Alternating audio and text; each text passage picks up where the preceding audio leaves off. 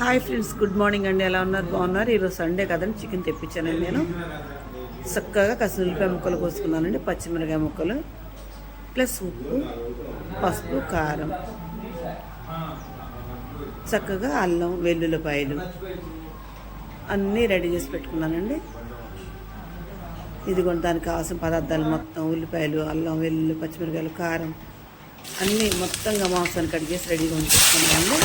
దానికి సరిపడా ఇప్పుడు ఆయిల్ పెట్టేసి కింద పెట్టేసాను.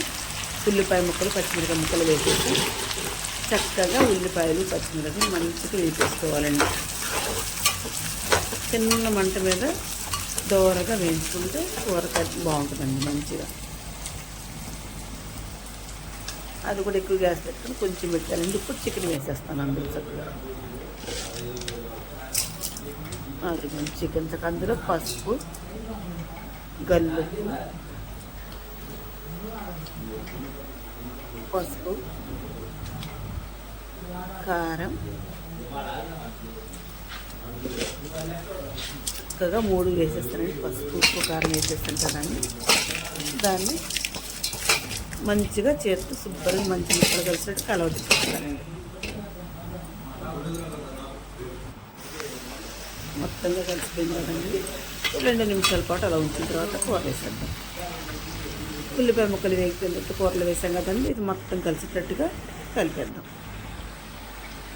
ఇందులో చక్క అల్లం వెల్లుల్లి పేస్ట్ రెడీగా పట్టేసి ఉంటానండి. అల్లం వెల్లుల్లి పేస్ట్ కూడా కూరలు వేసేద్దాం, పచ్చివాసన రాకుండా ఉంటుంది.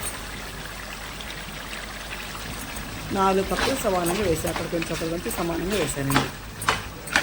దీన్ని మొత్తం కలిసేటట్టు కలిపేసుకుందాం. చక్కగా కూర మొత్తం కలవాలి. సన్న మెంట మీద ఉడకాలండి. అదిగోండి చక్కగా కూర ఉడుకుతూ ఉంది మంచిగా. కూర అయితే రెడీ అయిపోతుంది కదండి. భలే అనిపిస్తుందండి. కొత్త కర్రలో కొంచెం వాటర్ పోసానండి. దాంట్లో కొంచెం ధనియాల పొడి వేసేస్తున్నాను.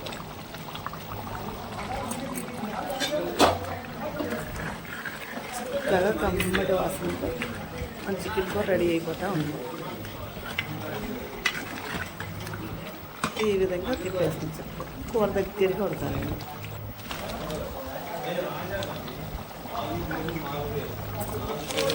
ఇందులో కొంచెం కొబ్బరి పొడి వేసానండి. కొబ్బరి పొడి వేస్తే ఏంటంటే పులుసులాగా నీళ్ళగా ఉంటుంది. కొంచెం చిక్కబడుతూ గుజ్జుగా ఉంటుంది పులుసు. ఈ విధంగా కొబ్బరి పొడి కూడా వేసిన తర్వాత దింపేద్దాం. మీకు నచ్చిన ఒక లైక్ అండ్ ప్లీజ్ సబ్స్క్రైబ్.